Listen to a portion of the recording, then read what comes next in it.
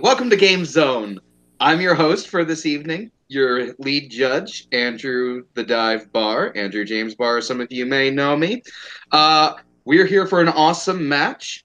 We have Douglas Cassel versus Ruban Colon. Correct me if I mispronounced your names, but so we're in for a good match. It's all games, all video games, all the time. I'm here not only with these two great fighters, but I'm here with some awesome guest judges. Matt, how are you feeling about this match today? Oh, I'm excited seeing these questions and these two players. I cannot wait to see what they're bringing. Excellent. Yeah, me too. I'm excited. Jacob, how about you? What do you think? What are you hoping for? I'm doing good. This match, ever since it was first scheduled, has been riddled with difficulties. We can get in on that later, but hopefully the difficulties ended 5 minutes ago, and we're good to go after that. All right, excellent. So let's check in with our competitors just real quick. Ruben, how are you feeling about your match today? Are you excited? Are you nervous? What you got? Yeah, I mean, to be completely honest, I thought I was facing 3 other different people before I finally ended up facing off against Doug here, which is fine. It's okay. I'll be completely honest. I'm probably going into this as an underdog. I know Doug's a huge fan of this Gamezone League, and I'm pretty sure he's prepared to kick my ass. I am very unprepared, but one thing I'm good at is bullshitting. So who knows what I know? Leave it at that. Ooh, I like a mystery. Is he bullshitting or is he being honest? We'll find out. Doug, how are you feeling about tonight's match? You excited? Nervous? What's going on? Primarily I'm tired. I've been up since it's probably about like 5 in the morning. So I'm gonna give the slight advantage to Ruben for that one. But no, I'm super hyped to be here. I wasn't planning on being here. As most of people know, I made a rule for myself not to compete in any of the divisions that I am commissioning in. But unfortunately, when you run out of players that don't want to play, you got to do what you got to do. So I'm here, and I'm going to give it my all. All right. Well, that's the best that we can ask you for, is that you give it your all. All right, boys. So here's the thing. You were given 4 questions. 4 questions. For each question, you are going to start with a 1.5-minute opening. Then we will go into a 5-minute free form, and then we will have a 1-minute closing for each of our competitors. Another thing is, don't forget your extra life. You can add a minute to your opening or closing. So use that wisely if you want to use that at all. I'm going to keep time for this. And your first question is going to be in real-time strategy. What is the best real-time strategy in which you have to expand a country? And if I am not mistaken, we are starting with Ruben. So, Ruben, you are going to get a 1.5 minutes whenever you start speaking.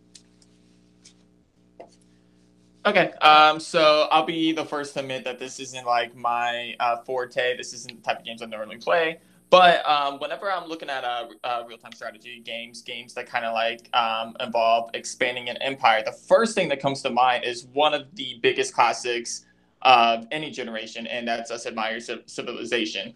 Now, while it might not be like an online multiplayer one, or you might not be able to play as an app or anything, this game itself actually expands throughout the different ages of the world. So pretty much you see, going all the way back to the prehistoric age, you see from the beginning, you see how it's built. You get to mess around with all the different inventions during that time, from like the invention of fire to much more advanced stuff. And it goes all the way up into futuristic times. So I feel like, and on top of that, you get to still expand your battling and get to expand your own empire, do what you want. You don't have to worry about some bullshit, annoying ass little kid coming around the corner and fucking up your empire. You get to have your world how you want it, build your empire the way you want it, all the way from prehistoric to a futuristic world. And that's honestly, to me, a perfect game. And that's why I chose Civilization 6, because of all the new tools that they added. And it's the newest one, and it's the more advanced one, the more likable one.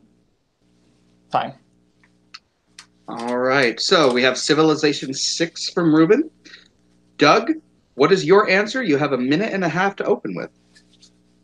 Just stretching my arms real quick. I don't want this to be too quick. Not just playing with them. All right, so easy enough for me. The quickest and most, probably the best answer for this question would be Age of Empires 2. It is not only was one of the most revolutionary RTS games to ever be brought out, but still to this day, you have people choosing Age of Empire 2 over every other RTS. The reason is because of the expansiveness of the world itself. You can go back and start over again and feel like you're playing it for the first time. It's not like you're just hashtag rebuilding and redoing and retreading. No, you get a different chance to build something and expand your universe a little bit more at a time. Your country just becomes even more powerful, and you just learn a little things as you go. And it's one of the better versions of this game. We'll go into details as to why my opponent's choice is not the greatest. That's my time. I'll concede the rest of my time. All right, he's going to concede the rest of this time. Let's see if that was a wise decision. All right, boys, you're going to have 5 minutes. I am going to give you a 1-minute warning. So don't forget, do not go on for too long. I also want to hear both of you very clearly, so please no continuous overlapping. Okay? So, 5 minutes, get a 1-minute warning, starting now. Okay, so I'll go ahead and start. It's funny because some of the things you said are the exact things that Civilization's about. Yeah, it may not be like, exactly what you were talking about, but for the most part, you said building empire, doing things different ways. You do that in Civilization, and you want to talk about something being revolutionary. Let's look at Civilization. What was like one of the first games that was actually like building an empire and made the most money with the game similar like that? And actually allowed you to kind of build upon that throughout the history. Okay, so we're going to touch back on that real quick. You said that it's revolutionary. It's great. That'd be great if you said Civilization 1. But you said Civilization 6, which is basically just a rehash of 1 through 5. When you get Age of Empires, the reason that you have Civ 6 is because of Age of Empires 2. Age of Empires 2 led the way. There was Age of Empires 1, which was it was an okay game. What they did when they reinvented Age of Empires 2 was made it broad enough to every person that wanted to play it, not just PC. Consoles got to play it too, and they got to experience this world. And guess what? Your game eventually, actually 6, I believe, is when it started to come over to console format. So it took that from Age of Empires as well. You're talking about how can this be the best when it's basically just a rehash of Age of Empire? That's not true at all because, again, Civilization was there before Age of Empire was even a thing. Yeah, maybe the first one. And when you were talking about how 6 was the first one on console, that's not true. 5 and 4 were both on the console. And I believe both of those, and definitely 4, came out before Age of Empire 2 did. I'm pretty confident about that. The reason why I chose 6 is because, for me, I like a game that has pretty good graphics, too. I like something that's visually good to look at. 6 has the best visually graphics of all 6 of them. And also, all the Civilizations, in my opinion, are better than the game that you chose because, 1, it's visually better to look at. 2, built on an empire throughout all of history. You're talking about prehistoric, futuristic, medieval, everything. Anything that you want to see is pretty much in that game, and you're building an empire in each of those eras, in my opinion. Again, okay, so we're sticking to the games that we chose, and Civ 6 was basically just a rehash of 5. When you're talking about it, Age of Empires 2 was an initial start of everything, and it wasn't just that you're building through time. You're literally building an empire, which means it goes through time as well. You're building that empire, and it's a way to expand your continent. It's a way to expand your civilization. It's a way that basically modern day RTS has been formulated through Age of Empire.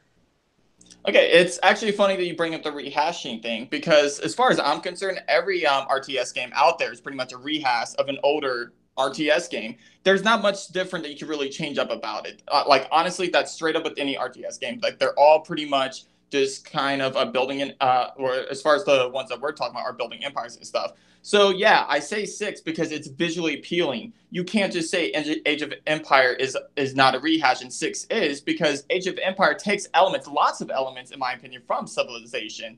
So that completely contradicts everything you're saying about that. As far as Age of Empire, yeah, okay, I'll give you, you get to build empire. Guess what? You do get to build an empire in Civilization too. Actually, you get to build a huge ass empire to where you can conquer the entire world. And on top of that, you also get to do it in different eras, completely different atmospheres each and every time. You're talking about, like, you get to build a castle for medieval. You get to try to build structures as cavemen. There's 1 minute. different things in there. Okay, I understand that your point is trying to say it's visually aesthetic, and that you're trying to break down the argument of which I'm saying that it's a rehash. But here's the thing, that's not what we're arguing about here. I'm pretty sure the question is best that expands a civil country. Yeah. So Sid Meier, while yes, you get to go from caveman fire to futuristic, but you're not really building that empire. You're not building that continent. You're not focusing on one continent to expand. You're focusing on an entire civilization. When I'm talking about continent expanding, I'm talking about something like Risk. There's a difference. You get Risk straight off the bat of Age of Empire. You have to actually build up your entire civilization before you can go into 5 minutes. That's time. Okay. Oh, ooh, you got lucky. Ooh. Well, don't worry, Ruben, because you still have a 1 minute closing that you can use. So before he begins, can I just get a rehash of what the question is? Absolutely. So the question is best RTS in which you have to expand a country.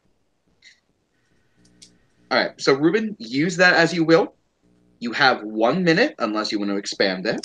I'm actually going to expand it. You are? Yeah. Excellent. So you're going to have 2 minutes. That was your one time you get to use this, though. You're going to have 2 minutes starting whenever you start. Okay, so again, I know what he's trying to do. He's trying to make it look like that I'm kind of talking about just the visually effect. No, when I say it's visually appealing, I'm comparing it to the other Civilization games. That's why I chose 6 over the other 5. Now, as far as Civilization versus Age of Empire, which one's a better empire building RTS game, I give it to Civilization because, again, he brought up that, Age of Empire is more like Risk. Guess what Risk is? It isn't about building empires. It's about conquest. It's about Risk is a board game that you're trying to conquer the world. That's not just building empire. Civilization is building empire. You're starting in one small little section of the plane. You start building upon that, and guess what? You explore. You find new different continents, new worlds, and then you start building up those civilizations. Then you find more, and you build upon those. A new era comes into play, and you're pretty much starting at ground zero each time there's a new era. Like, this is the ideal building an empire game. You're building an empire, not just one era, but multiple eras across the entire scale. And that's why I think this game is by far the best RTS game. It's building an empire. I'm sorry, Age of Empire. I think Age of Empire takes a lot of aspects out of different games, and you want to talk about rehash? That game is just completely rehashing a lot of different types of games. One of them being Civilization, back to the original. So again, that's how I feel. You tried making the argument earlier about how Age of Empire was going on consoles before Civilizations. That's a lie, because Civilization was actually around before Age of Empire was, last I checked. So like most of the arguments he's making completely contradict him. It does not contradict what I'm saying. It contradicts the arguments he's making. I think I hit everything I want to hit. The last thing, again, like he brought up the whole appeals. I said it's visually appealing, and that's why I chose that one over the other Civilizations. I chose Civilization as a whole because, like I said, empire building game. I think I hit all the notes I wanted to hit, and I'm good. You literally ended just as the clock hit 2 minutes. Well done. Hey. All right, so I have a lot to say. Doug, you have 1 minute, unless you choose to expand it. And your time will begin whenever you start speaking. Again, we're averting the question. The question is, which is the best RTS game to expand a continent? When you talk about Risk, what is the main objective of Risk? To expand your nation, expand your continent. So when you're talking about Age of Empires, its main goal is literally to expand an empire and expand a continent, not create a continent. If the question was, let's create a continent, I'd hand down give him Civilization 6 because it's a great game. I'll give him that. It's a great game. But where did he get his fuel for his fire? There is RTS games that owe their livelihood to Age of Empires 2 because if it didn't make a brass market, none of these games would exist. Age of the Empire 2 was the start off of everything, and it's the way that you go to build an empire. You got to expand a continent, and it's just like Risk. Time. All right. Thank you for not making me have to repeat that. All right. I think that was a pretty good match. I'm going to pass this off to Matt. Matt, what do you think? Who gets your point? Wow, they both came out swinging for the fences. And the question being best RTS in which you have to expand a country. Unfortunately, Ruben didn't quite hit everything that Doug threw at him. Doug would throw something at him and he would rehash the same thing. So unfortunately, I have to give the point to Doug because he just had a counter for everything. Okay. Jacob, I'm going to go to you next. Who gets your point and why? Yeah, this was a really good argument too. I kind of have to disagree with Matt just a little bit because I actually thought Ruben did a really good job about countering everything that Doug was saying. Doug said that it was a rehash. I think Ruben did a good job of explaining how everything is a rehash and why this actually did some better stuff. Doug was saying that you're not building an empire, you're just building a civilization. I think Ruben did a really good job of countering that. So I'm actually going to have to give it to Ruben. Son of a bitch. All right. So I will say this. Ruben gave a great closing. He gave a fantastic closing.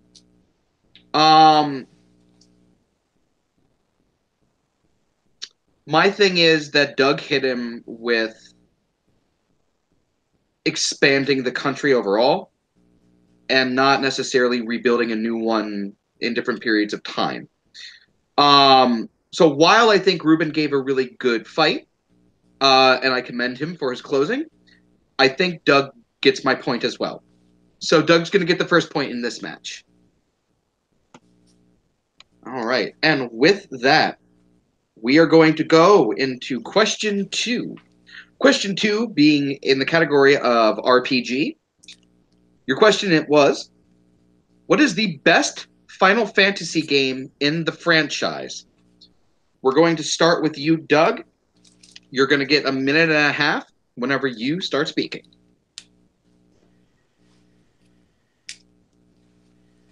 So when I think of Final Fantasy, one game comes to mind every single time, and that game is Final Fantasy X.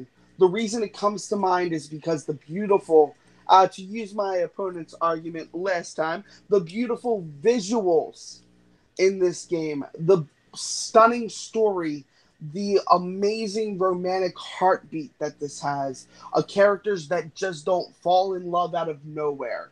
They actually build to that payoff of being in love and having to deal with that final sacrifice that Titus eventually makes. Spoilers for a game that's 19 years old.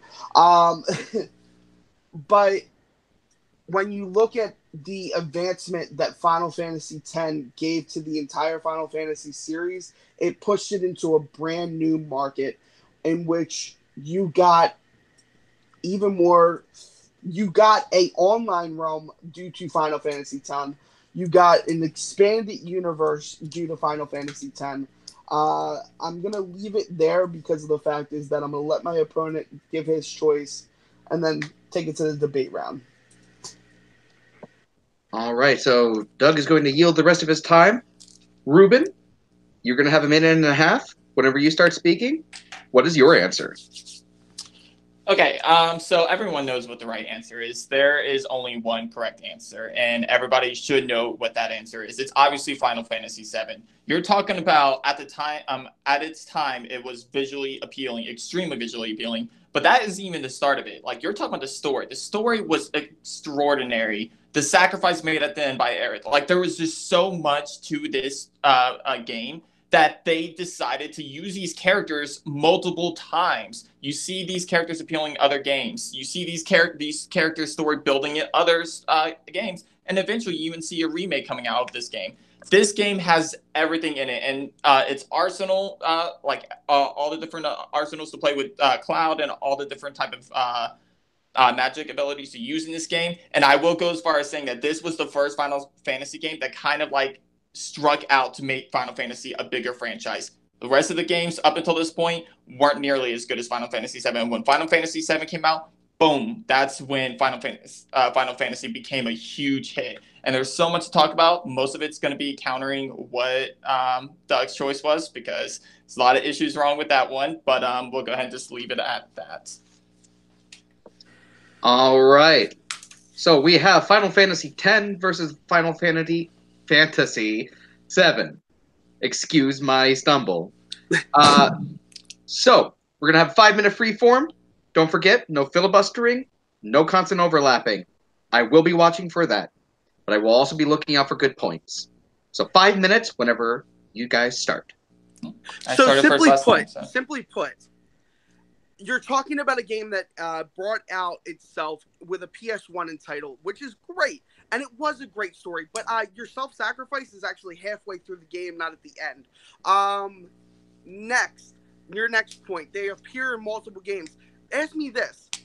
Who appeared first in the Kingdom Hearts game? Was it Cloud or was it Titus? Because I'm pretty sure it was Titus and Waka that appeared in the film in it first, because the universe for the PS2 has made an expansive knowledge of being known that Final Fantasy has chosen. And for your remake that you're talking about, the reason they have to do it is because the missing pieces that were in the original story that were left out. My story was 100% complete.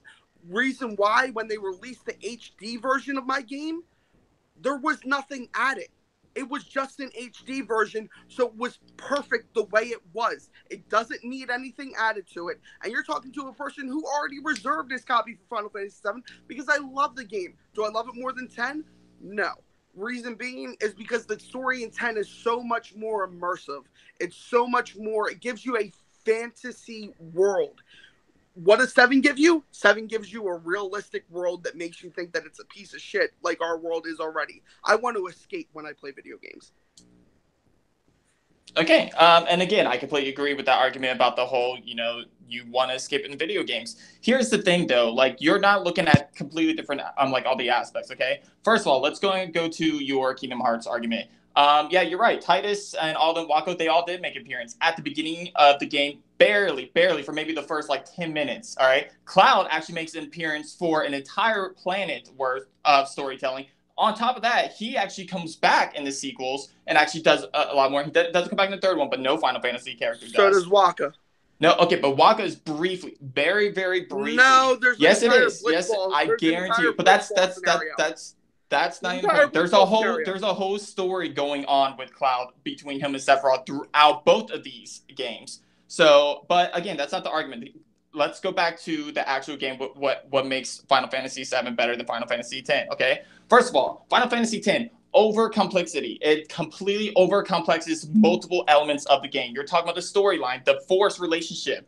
You're talking about just them trying to add too much to a game to where it actually ruins the game, in my opinion. Final Fantasy VII is something that actually goes back to the basics, but actually actually does it extraordinary well.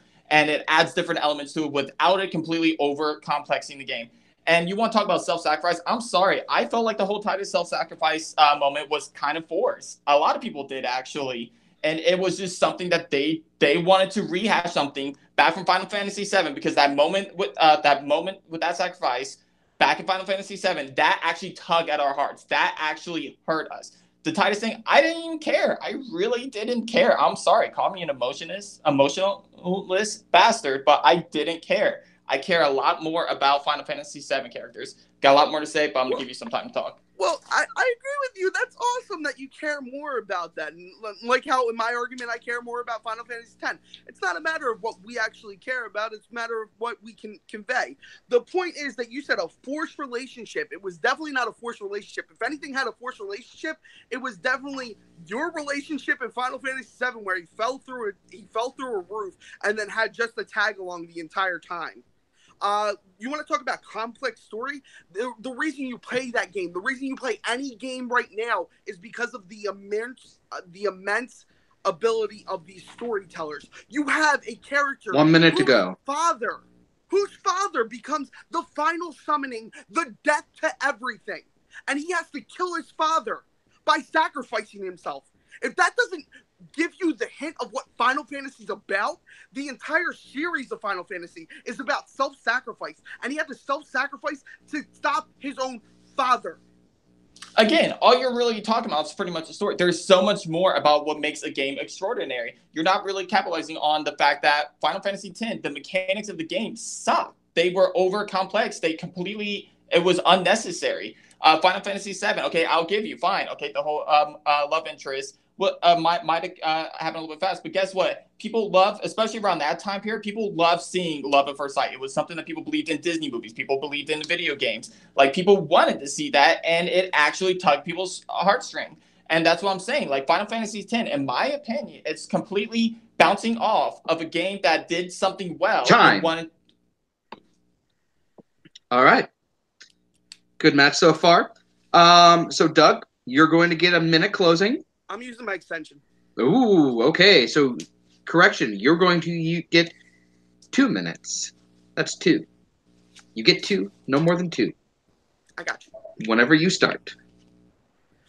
So, my opponent wants to say that this is a bounce off of Final Fantasy VII. But here's the thing. I think there was Final Fantasy VIII and Final Fantasy IX that came out, which were completely different stories and completely different mechanics from Final Fantasy VII. First of all, Final Fantasy X's mechanics were not hard. I mean, unless you're a noob and can't play games and don't understand the basic mechanics of turnstile basis. It's a turnstile-based game. It's not hard.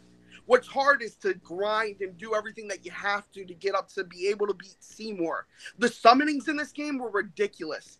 The ability to use Yuna and Titus together to make this amazing love story. If you think it's forced, that's ridiculous. Love at first sight. Titus fell in love with her when he saw her. Okay? Then he went to rescue her and save her. It wasn't a matter of, oh, I gotta fall in love, and then if I puppy dog long enough with you, you'll love me. No, she was a strong female character that we needed in a Final Fantasy game, and she fell in love with him like he fell in love with her, and it was an age-old story because he had to become the final summoning to kill his father. Jet was an abusive father, and he still didn't want to kill it. His best friend, Jet's best friend, was sent back to protect his son. Convoluted? The story is amazing. What you play Final Fantasy games for is the story. If you're playing for anything other than that, I'm sorry, you're not playing a Final Fantasy game then. Go pick up an RPG or go pick up a shooter, because that's what you're playing. If you're not playing an RPG to be immersed in the character, then what are you playing it for? And I'll concede the rest of my time. All right. Well, you had only 5 seconds left, so Sweet. Good 5, timing. 4, 3, 2, 1. Woo! All right. So, Ruben, you're going to get 1 minute, and your time's going to start when you start speaking.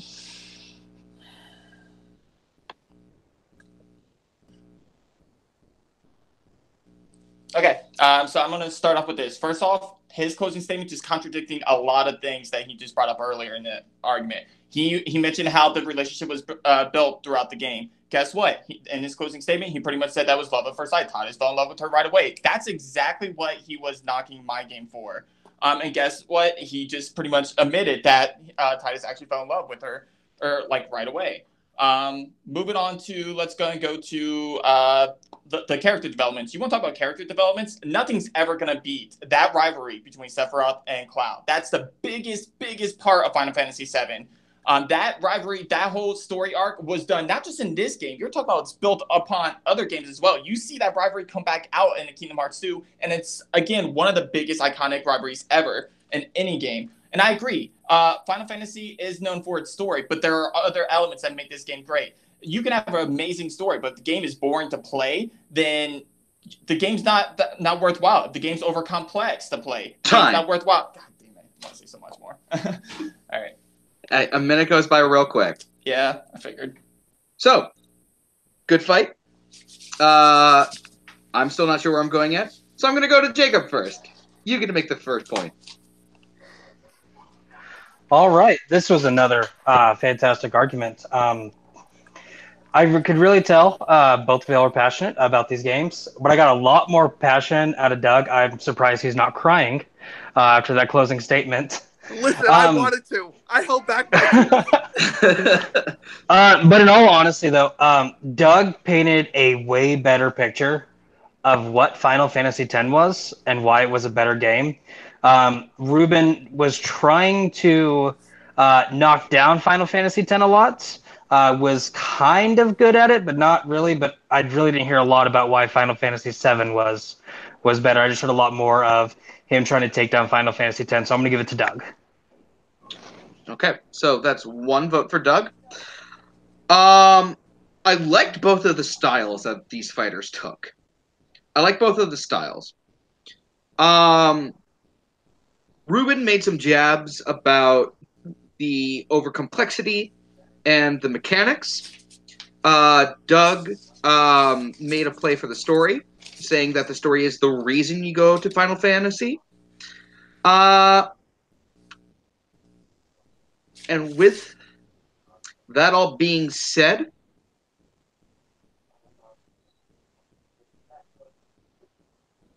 I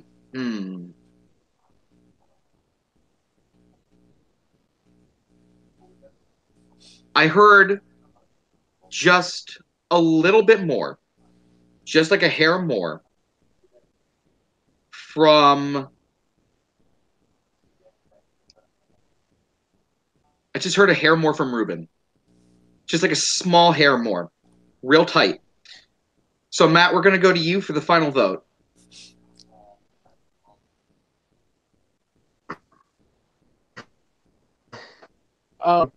This was really, really hard. They each had a counter for every comment everybody made. But that being said, I think Doug emphasized the whole Final Fantasy X as a whole. And Ruben started you during his closing. It just was a little too late. So I'm going to have to give this point to Doug. And Doug, I want to see you cry next time or you don't get the point. I'm going to cry next time, guys. I promise. All right, well, get those tear ducts ready. Oh, yeah, no, for this one, I got it. I got it, bro. All right. Well, this question comes in the category of modern classics. What is the best ending to any modern classic game? You got a lot of choices to choose from. You better convince us which one is the correct answer, and it better be your answer. We are going to start with Ruben on this one. Ruben, you're going to get a minute and a half. Let us know what you picked and why. Okay, so this one was a no-brainer for me. Like, I was trying to think of something that actually connected with me the most, kind of like stuck out to me, an ending in a game that actually kind of hit at home for me. And honestly, I'm a sucker for emotion, something that is worth, actually have a good storytelling from beginning to end and actually developing that story along the way. And honestly, the ending at Last of Us, the ending, oh my God, there is nothing better than seeing the love between Joe and Ellie and actually seeing him sacrifice an entire planet worth of people for the person that he cares about the most. And he pretty much, spoiler, if you're watching this debate part, spoiler, he actually sacrifices the fact that Ellie has the cure. She has the cure to kind of save humanity. But in order to get that cure, he has to sacrifice her life to get that cure, and he doesn't do it. And that's how deep that relationship goes. And there's so much to say, but I'll just leave it at that. All right, he's going to give the rest of his time up. Yes, there's going to be spoilers in this match. I'm sorry. That's how it's going to go. So if you haven't seen The Last of Us, I'm sorry that it got spoiled for you. If you haven't seen Doug's pick, that's also going to get spoiled for you. Oh, it's going to get spoiled. It's going to get real spoiled. It going to get spoiled. But, Doug, you have to go up against The Last of Us. What's your pick? You get a minute and a half starting when you start.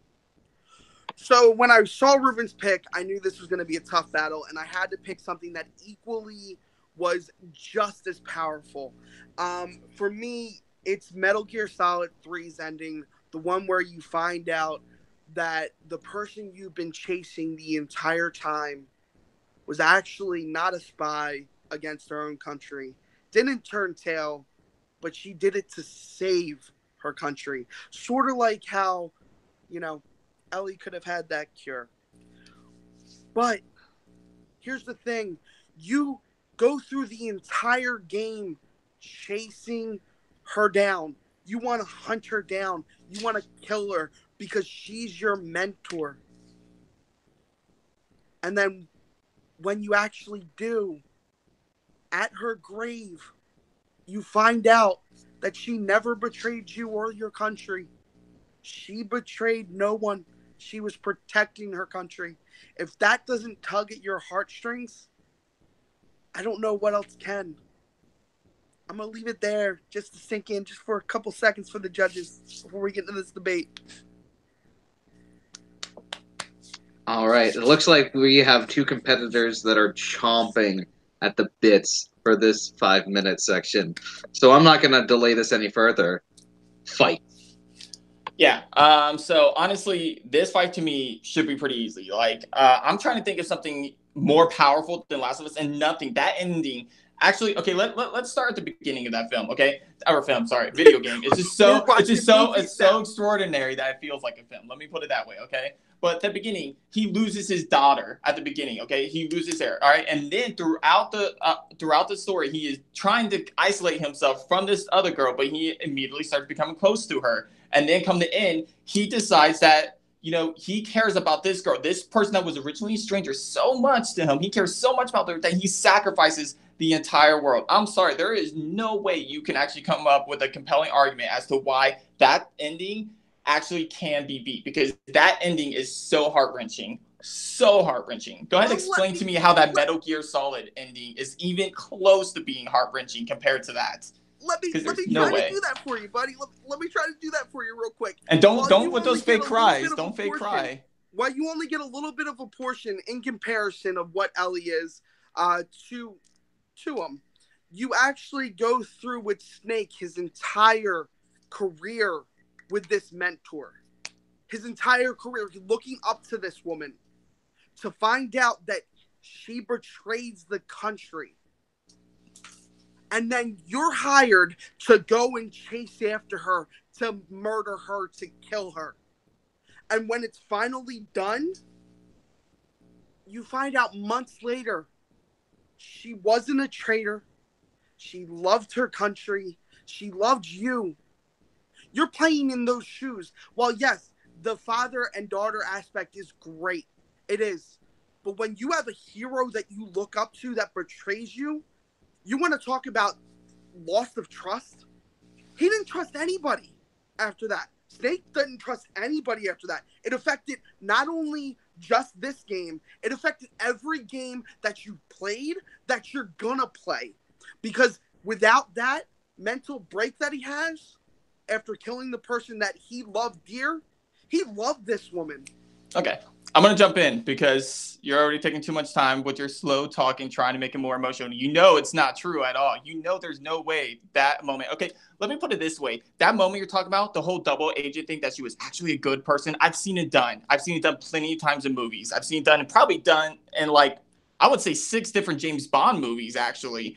So that whole argument right there about, oh my gosh, he was being mentored by her and he had to go after her. Guess what? It's been done before. I don't care. I wasn't emotionally attached to it. You want to know what hasn't been done? Someone sacrifices the entire world to save one person they just met. And you want to talk about, okay, fine. His whole career, he was actually building that relationship with her.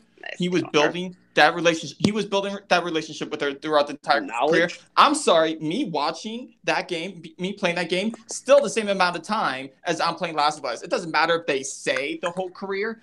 I'm going by what I'm feeling that moment right there. And I'm sorry, that moment with Sarah dying in the beginning and that moment him deciding that he's going to sacrifice the entire world for Ellie shows so much more compassion, shows so much more emotion than anything that any Metal Gear Solid game could do. I'm totally cool with that. You think that that's the most emotional game, that the best ending of all modern classic games. This started off what you're chasing after. This came out way before Last of Us. This came out way before. They're nothing the same at all. They're not even close. How are they not close? Because I'm pretty sure it's self-sacrifice regardless. It's self-sacrifice. No, he chooses not to he is not sacrificing himself. He's choosing this little girl over the entire world. They're completely different. Okay, again, so what? Being selfish. Okay. Again, being selfish. So you think that story comes from Metal Gear 3? There is no way in hell. That makes no sense at all. Like I said, that story. Okay. I'm sorry. The Metal Gear Solid story that you're talking about, the whole going after his mentor. We're talking about the end. It's been done before. 1 minute. You're overlapping. 1 minute. The end of the game. The end of the game. I'm talking about the end of the game. You don't get more of an emotional connection than you do with destroying your hero and then having to keep it quiet to yourself the entire time. He gets to live with Ellie. He gets to move on. There's another game coming out. Yeah, and you really think that secret's going to hold, okay? Metal Gear Solid had multiple sequels. That's why you get to actually feel this a little bit longer. 3 was supposed to be the end. Yeah. Okay, so what's the point? My point is that you're trying to say that, okay, he gets to live with Ellie. We don't know that. Other Last of Us games are coming out. This secret can come out. You can't. We're talking about the ending of this game, not how it affects other games. They announced right after the end of Last of Us they were bringing a sequel out. Yeah. So what's the point? My point is that you're talking about the ending versus ending. Okay. What is a better ending than something that completely throws you off? Time. You just said time. You're muted. Oh, thank you. Time. My bad. All right. So. Oh, man, this is really good. All right. So, Ruben, you're going to get 1 minute. Why is your ending a better ending whenever you start speaking?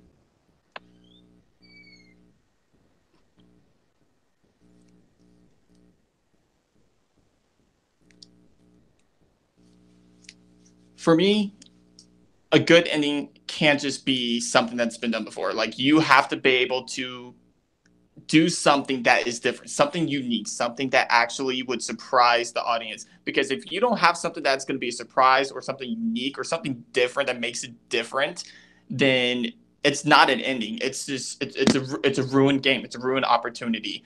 Multiple games make that mistake and ruin their opportunity. Last of Us. Everyone might have predicted that, okay, Ellie's probably going to have to die to save the world. She's going to have to die to save the world. No one predicted that he was actually going to choose her over the world, that he actually got away with saving her instead of saving the world. And I'm sorry, that is a huge twist. It's a huge emotional attachment. And seeing that build from beginning to end is something that made that ending even better. Metal Gear Solid, I'm sorry, it's been done before. It did not surprise me. It was predictable. I saw it coming from a mile away. Everyone saw it coming from a mile away. I'll stop. Okay. Doug, you get 1 minute. Why is your ending the best ending? Time will start when you start speaking. My ending gives you a close. Your ending does not. Your ending is very much open-ended. The reason my ending gives a close is because it's a prequel to the entire series. My ending is done emotionally. You're talking about a trope that's done. when people played this for the first time, they didn't predict that ending. I'm telling you right now, I predicted the ending because of your very argument about the beginning, about him caring about his daughter and dying. That's why I predicted that ending. That ending was easily seen to come. Did I love it? I did love it because it was great. But was it the best? No, because if you go through any list, Metal Gear Solid ends up on the top, number one. The reason it does is because of the fact that your hero is the one that you kill, and you find out that she didn't betray her country. She didn't betray anybody. She actually loved you and had to keep it a secret until her death. And you don't find that out until the epilogue, which is all together in one final cutscene. Time.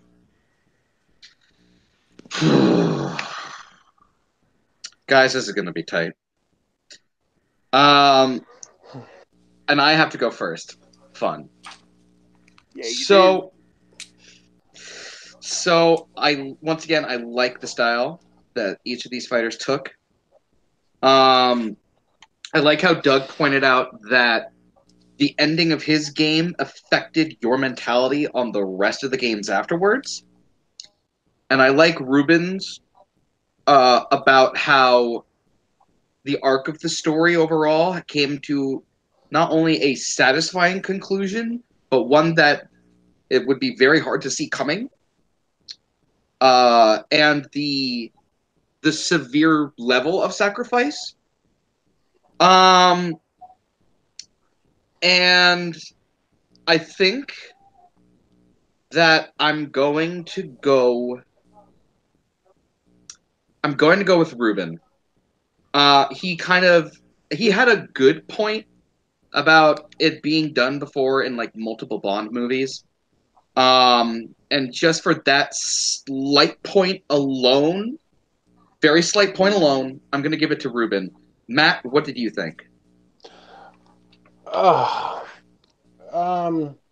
This is tough. But I think I have to agree with you on the fact that it's a complete story arc. Yes, Doug brought up that they had announced sequels, but Ruben had brought up the fact that this starts at the beginning of the game, haunts him throughout the game, and then is tied up at the end. And instead of sacrificing the child, he sacrifices everyone else. So I have to agree with you. I think Ruben gets this point. All right, so Ruben gets the point. So it's a good thing Ruben got that point, because if he didn't, that would have been game over. So Ruben needs to still get this point in order to send it to a speed round. And your category was shooters. And the question was, what is the hardest boss in the BioShock series? And we're going to start with Doug on this one. Doug, you're going to get a minute and a half. Convince us which was the hardest boss. You get a minute and a half when you start speaking. All right, so when I came down to hardest bosses, I like my opponent's choice. And I had to think kind of outside the box with this one a little bit. Because for me, the hardest boss is no matter what difficulty it's on, it's hard. Doesn't matter what happens, they throw at you differences every time that you play the game. And that is Lamb's Final Assault in BioShock 2. This game not only changes up its code every time that you play it to throw different things at you every time that you play it. It doesn't matter what difficulty you play it on, it gets harder and harder. So on easy, it's hard. On medium, it's harder. On hardest, it's unbeatable almost. It has no recognizable patterns to understand how you can beat this. You just have to literally gun-ho and try and do your best to survive this onslaught. It's one of the toughest battles that you'll ever face in any BioShock game that there is. When it comes down to it, I'd rather not ever have to face this final assault ever again. I probably will, because I play BioShock every now and then, but I'd rather not. I'll probably turn the turning down to easy because it's even Time. hard on easy. Time. All right. So, Ruben, you're going to get a minute and a half. Convince us why your boss is harder. Time will start when you start speaking. Okay, again, no brainer. Doug even admitted that this is a hard boss, obviously. Ghost of Lady Comstock. And the reason why I chose her. So basically, for me, I'm not looking at someone that is hard on every difficulty because I'm sorry, if we're choosing a hard boss, they should be hard on every difficulty. Otherwise, this argument would be pointless. So I'm not going to say, oh, it gets harder, harder, harder, harder, because it obviously does. That's what it's meant to do. But what I am going to say is that I'm looking at Arsenal adaptability stuff that actually makes it difficult to kind of come up with something to actually counter a boss. And I've actually chose Lady Comstock because of the amount of arsenal she has, the amount of stuff that is sent at you, the amount of stuff that you have to overcome. It's not just so much going on in that arena during that fight, and you have to make sure that you're paying attention to here, everywhere. You can't just hide in the corner. You can't just be in one spot. You have to constantly be moving. You have to constantly be adapting to the situation. I do feel like that's similar to Doug's choice. But again, this is something that is difficult on the easiest difficulty, and I've had difficult. And I'm a hardcore gamer, and I have difficulty beating it. And not to mention Bioshock Infinite is already like a difficult game to begin with. I'm probably running out of time, so I'm going to stop there. I have a lot to say, but we'll keep it at there. All right, so you're going to give up those last 5 seconds. Yeah. So you get 5 minutes. Why is your boss harder? Time will start when you start. So here's the thing.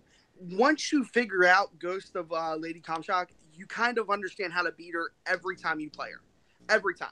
Once you figure out the pattern, you understand how to beat her on every difficulty because it's the same pattern over and over. When it comes to hard, you want that pattern. Why do you think people play Pac-Man? Because the pattern's almost always changing. The reason you play Lamb's Final Assault on easy is because you can't play it on normal. The reason you play it on normal is because you can't play it on hard. The harder you go up, the harder it is. I'm talking about it's hard already on easy. Lady Comstock, you can literally learn how to do her moves after facing her twice. 2 times. That's it. You understand her entire arsenal in 2 times. This is completely a horde that's coming after you. Okay. So let's actually start with first the pattern thing. First of all, patterns is in everything. Every game, there's always a pattern. So yeah, obviously a boss is going to be easier the second time you face them than the first time you face them. That is called, common sense. So that logic doesn't make sense at all to me. Bouncing over to your boss, I'm not hearing anything about the arsenal. I'm not hearing anything about what makes that boss difficult except for being adaptable. You have to be adaptable. But I'm sorry. So you have to be adaptable with Ghost Lady Comstock. Is there something about the arsenal? Is there something that actually makes that boss difficult? Because in my mindset, it's the argument that you're making is the exact same argument I can make about Lady Comstock. Whereas Lady Comstock, you have like there's so much going, like the arena itself is constantly filled with stuff to be aware of.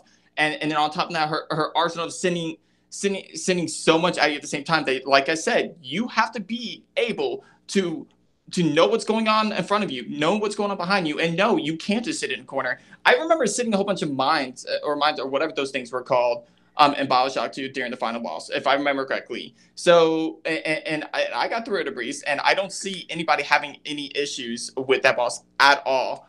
But again, like I just want to hear what argument makes your boss difficult over mine, because I haven't heard anything yet. You're talking about Arsenal. I told you what the Arsenal were. It's the Horde, and the Horde is completely. There's a Horde. I'm pretty much the Horde. No. The Horde. Yeah, I let you speak. The Horde completely devours your life force with a matter of hits. Not just a quick 1-2. It's down and out. You're down and out. Your boss, literally, you face her twice. You know her patterns. So what are you saying? You don't want to replayability? You have no patterns with the Lamb Final Assault. It's a horde, and it's constantly evolving and moving forward. Each level that you play is difficult. They don't throw anything straight narrow at you. I'm Would sorry, Lady- we must be seeing two completely different images because I do constantly see a horde, like Lady Comstock does constantly throw stuff at you. Every It's horde's not- gonna you take can life force from you. understand She's Lady doing Comstock's. You can understand Lady Comstock's pattern after the second time of facing her. That's not true at all. Like I have to. I'm telling you right now. I went on several different lists and several different things. It's a hard initial boss, but replay, it's easy. What's not easy is the horde that comes after you over and over and over again. And it's funny. Final assault. Because your biggest argument is exactly in Lady Comstock's fight as well. Like I said, you say the horde, but there's a horde of enemies still constantly. No, you don't. It's the same. You're constantly having to be aware and different. I'm sorry. During that fight, the fight that you're talking about, I literally could put mines all over the place, and I would be perfectly fine. Like I don't understand how you are finding that more difficult and not predictable at all. Lady Comstock, 1 minute to go. Lady Comstock, you're actually having to be aware of all surroundings. Like literally, they're appearing and disappearing like all over the fucking place. You don't know what's dead. You don't know what's alive. Like you're just constantly fighting, and not to mention you have to worry about that crazy psycho bitch. So like once you figure out her pattern, you know where she's going. You know what she's doing. The horde is completely different. It doesn't matter. They adapt to what you're doing. I've thrown grenades at them. I've done everything. It takes almost all my health every single time. With Lady Comstock, after you beat her the first time, you know her pattern. You're saying the same thing over and over again. You know what every pattern? I'm not talking about just one. You know the horde's pattern. You know her pattern. You know everybody's pattern. When it comes to hardest bosses, it doesn't matter how many times you play it. They're going to be hard no matter what. And it's hard at every level that you play when the last assault happens. Lady Comstock, it's not. Time. Woo! Woo! That got heated. And I love the heat. Oh, you're going to get 1 minute. You get 1 minute more. And by that I mean you only get 1 minute. Ruben? I'm sorry. Doug? You get 1 minute. Why is your boss harder whenever you start speaking? The question is, what is the hardest boss in BioShock? Simply put, hardest boss means it's unattainable anytime that you play it. Or not unattainable, but it's extremely hard every time you play it. Doesn't matter. You understand her moves, the Horde's moves, after the first time you play it. By the second time, you should be able to blow through it with not a difficult problem at all. You understand where both aspects are going.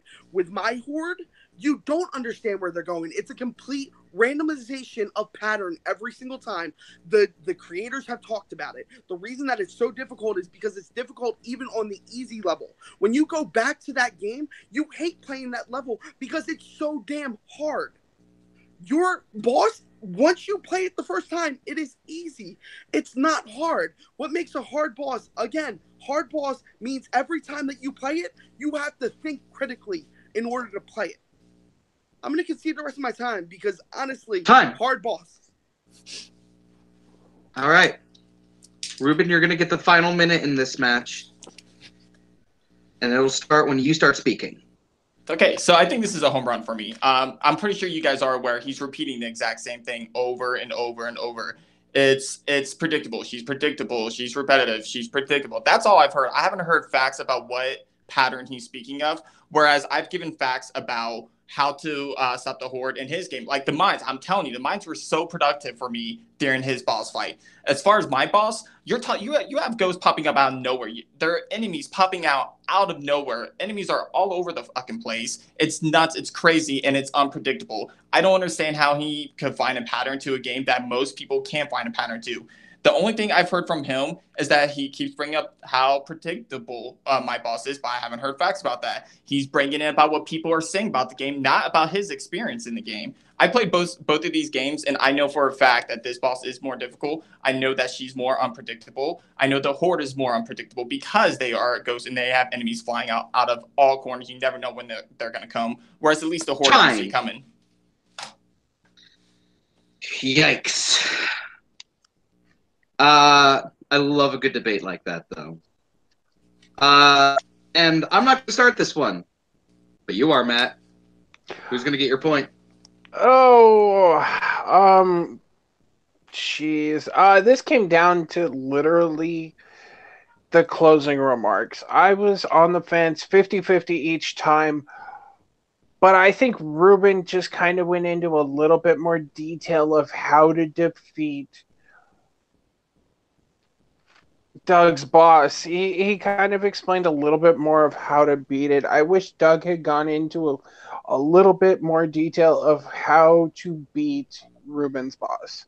So I think I'm going to go Ruben this one. Okay, so that's one vote for Ruben. Jacob, let's hear your opinion.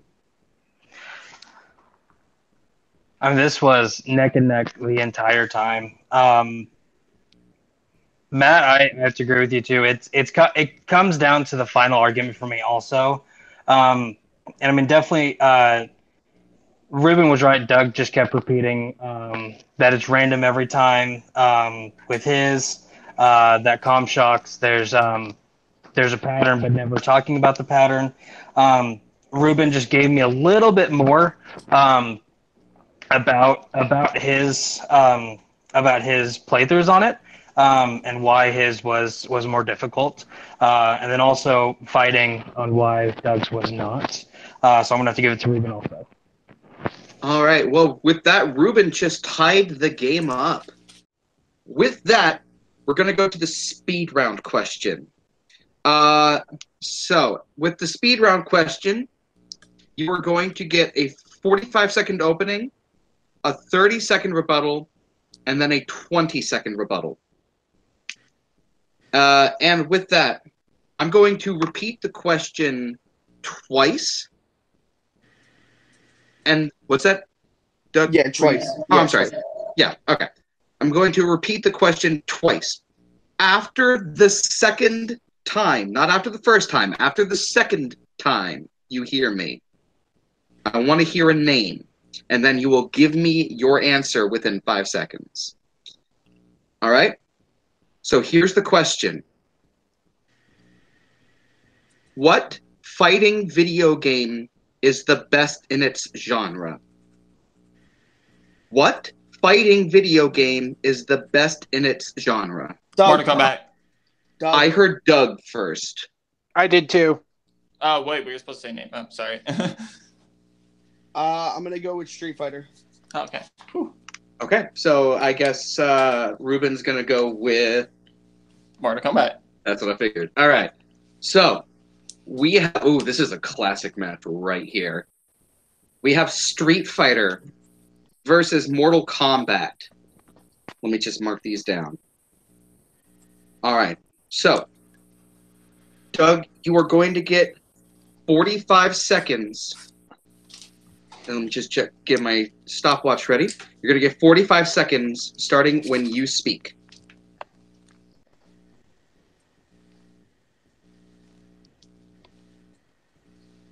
So both these games started out as arcade games, and they were amazing of their own right. The reason that you go with Street Fighter over Mortal Kombat is because of its more accessibility to everybody. It's not just, let's gore it up and do everything that they got to. When you're fighting, it actually takes skill and technique to play Street Fighter. Unlike Mortal Kombat, it really honestly doesn't. You can button mash and win your way through Mortal Kombat. You can use special moves that are in the back two triggers and win in Mortal Kombat. But in Street Fighter, it actually takes actual dexterity and movement and understanding the character to play the character. I'm not talking about cheap characters. I'm talking about the actual characters. All right, and that is time. All right, so Ruben, 45 seconds. Why is Mortal Kombat better than Street Fighter when you are speaking? Okay, so right away, both of these games are extraordinary fighting games, but I'm looking at what kind of excels the test of time, what actually shows that it is a better game over time. And Mortal Kombat is still doing good. It's still popular. It's still extraordinary. Unique characters, Sub-Zero, Raiden, these are characters with extraordinary abilities that make you fall in love with them. He mentioned that, okay, Street Fighter is accessible to everybody. But the thing is that that's not what we're arguing. We're arguing what's the best in its class. And Mortal Kombat has characters, development, and everything about it makes it more unique than Street Fighter, which to me is just another fighting video game. I don't know how much time I have left, so I guess it's about 5 seconds. Oh, okay. Ghost Mortal Kombat. All right. So we're going to reset these stopwatches. You're going to get 30 seconds, Doug, and it's going to start when you start speaking. Story so good that it has to repeat itself time and time again. That's exactly what Mortal Kombat is. When you're talking about a straight fighting game, you want the ability to use your dexterity and the ability to use your ability to understand the moves and the mindset of each character. The reason that Mortal Kombat exists is because of Street Fighter. There's no comparison. When you talk about original to copy, blatant copy, they're different. They're greater. Street Fighter's just more, the characters are iconic characters. Yes, your characters have some iconic characters, but they're real. Time.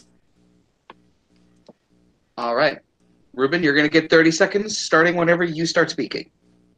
Okay, he spoke about how iconic characters as Street Fighter has more iconic characters. I'm sorry, who are you more likely to see if you go to Comic-Con dressed up as Sub-Zero or Ryu? That argument doesn't make any sense to me. Mortal Kombat has more iconic characters. As far as the fighting system goes, they're both on the same level as fighting system. He brought up Street Fighter was the original. Well, guess what? We're not discussing which one might have started all. We're looking at which one's the better and what makes it unique. In Mortal Kombat, yes, it's gory, but it actually makes it unique, makes it a better fighting game, and makes it a more realistic feel to the game. And there's so much more elements. Okay. Oh. So it comes down to this. You got 20 seconds each. And we're going to start with Doug. Doug, 20 seconds when you start speaking. Actually, you see Ryu a little bit more because of the Machinima series. Second off, more iconic characters. You don't get more iconic than Ryu and Ken, Bison, Baraka. Baraka was named most cheated character because of how crazy he was. But iconicness comes from Street Fighter. That's why Mortal Kombat had to copy it. Time. Oops. All right. Ruben, you're going to close out. You get 20 seconds. Why is Mortal Kombat better than Street Fighter when you start speaking? I'm glad you brought up Ryu and Ken because guess what? They're echoes of each other. Literally, they are exact carbon copies of each other. Same thing for Sokka. Most of the Street Fighters are echoes of each other. There's no creativity in there at all. As far as Mortal Kombat being repetitive, not true at all because they're actually having multiple installments. This is still a huge franchise and still iconic till this day. Time. Boom. All right. Comes down to this. Fuck with me with my Mortal Kombat. All day I will because all right, we'll wait. The fight's over. Fight's over.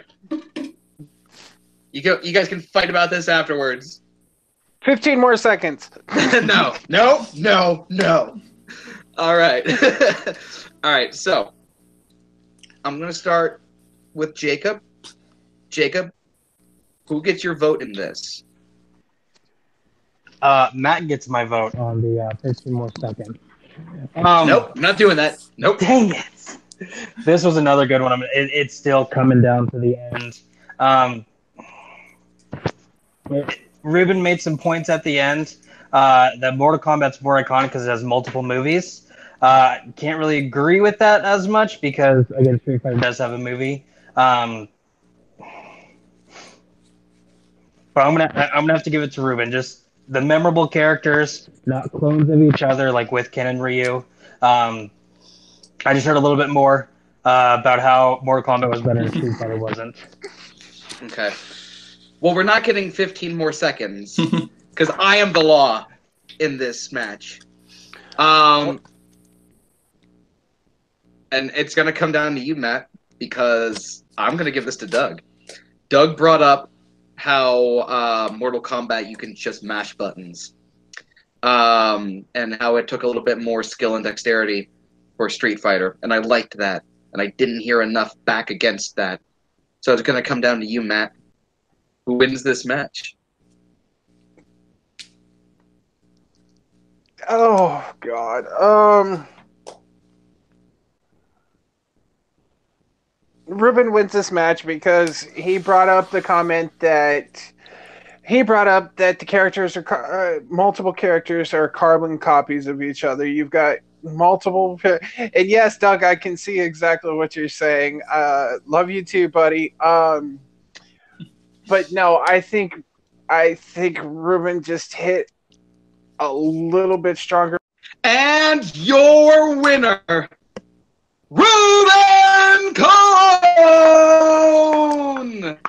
That was a tight match and a great comeback from Ruben. Ruben, I see on your face that this victory means a lot to you. You fought hard. How are you feeling, my friend?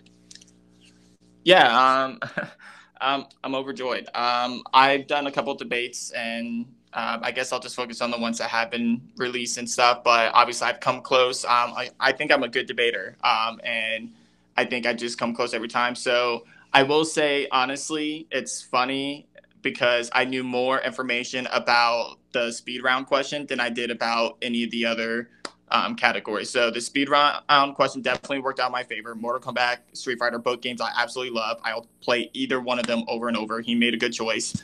I'm glad he didn't take Mortal Kombat from me because I do feel strongly about more iconic characters. But honestly, yeah, it was a hard fought match. I think I was down 2-0 from the beginning, so I had to get the last three, if I'm not mistaken.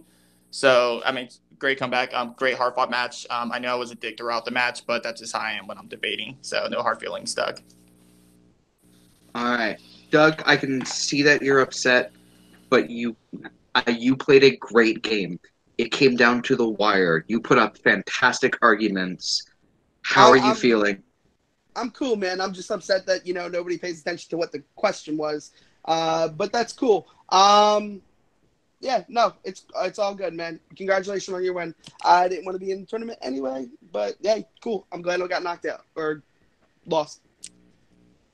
All right. Well, at least you can now do your commissioning and focus on that. We are going to check in with my co-judges. Let's start with Jacob. Jacob, how did you feel about this match? I mean, this was a great match. Nail-biting all the way till the end.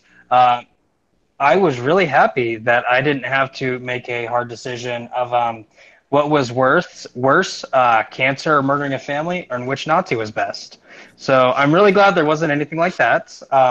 Actually, questions that I could root behind. But yeah, it was great from beginning to end. It was just great. All right. And Matt, how are you feeling after tonight's match? I have to say this to both of them. You guys fought admirably. Doug, this literally came down to the last second wording each way. Ruben, oh my God, you came back from down 2. And guys, what a great fight. I can't wait to see what goes on. Doug, you get to now sit back on your Iron Throne if we must bring in another another fandom. Ruben, I can't wait to see who you play next. All right. So, yeah, I thought this was a great match. Came down to the wire. Real good arguments on both sides. This is a good match. So, with that being said, let us go to my co-judges. Jacob, where can the good people find you? Oh, you can just find me here, there, and everywhere. Facebook, Jacob B. West. Twitter, Instagram, 307 Jakob. That's YAHKOB. All right. Matt, where can the good people find you? You can find me at Facebook, Matt Graham. You can find me and my DJ partner on Mixcloud and SoundCloud at DJ Carmageddon. It's KARMAGATTON, just like it sounds. You can find me basically there. All right. Let's go to Doug. Doug, where can the good people find you? Just keep an eye out for the divisions they're uploading, and yeah, hopefully they keep going strong. Mm-hmm. Ruben, where can the good people find you? I don't know. I don't have Instagram or anything. I think I have a Twitter. It might be like @CloneRuben91 or something. So there's that, I guess. But yeah, just find me in the Facebook groups, I guess. Ruban Colon. All right. And I am not on Instagram. I'm not on Twitter, but you can find me on Facebook if you really want to talk to me. I'm also on Letterboxd if you guys like movies. Andrew Barr. It's one word, just with the A and the B of Andrew and Barr capitalized. And so, from Jacob, from Matt, from Doug, from Ruben, my mother thanks you, my father thanks you, my sister thanks you, and I thank you.